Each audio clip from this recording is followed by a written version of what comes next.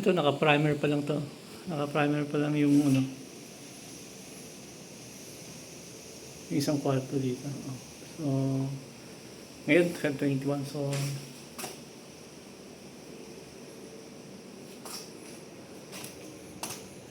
pwede mga baseboard kinulayan na rin. Inayos na rin. May mga biyak kasi. Ayun. Tapos yung pintuan yun may biyak. So, inayos na rin. So, yun.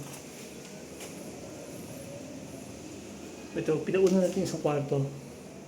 Pagkatapos ng kwartong to, yun. So, yun. Ito yung ginamit pala. Boysen. Flat latex, and then pagkatapos yan, semi-gloss latex. Semi-gloss latex. This flat latex. Yung mga butas, patching compound, hindi namin.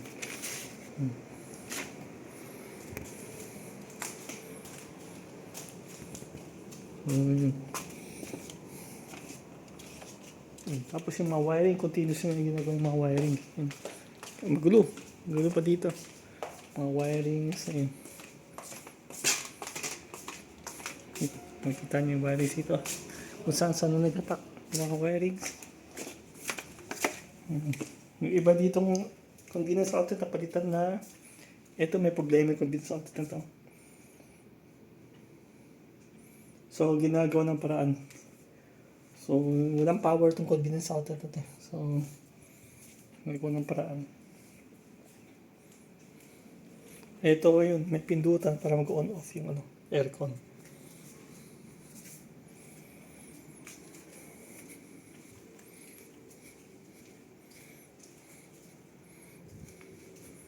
Ito pala dresser, yan. Plano namin paayos na rin to. Papapinturahan.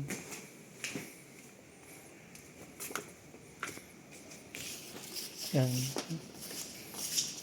Ito, yun. Inilinis yung mga walls pala.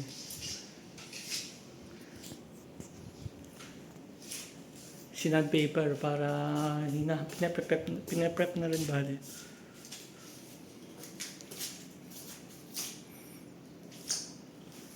Yun. Tapos yun, sa taas nga.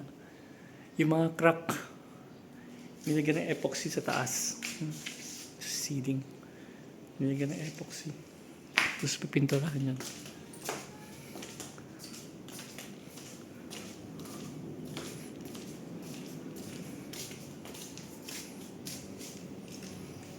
Itong sa sahig, yung mga ilang may sira dito, papalitan at i-varnish.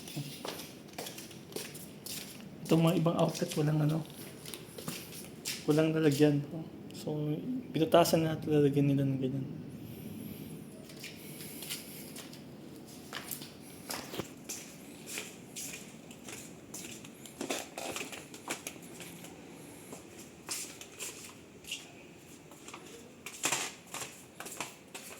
Itong outlet na nasa na to. So ayan, yun yung karamihan nagkababali.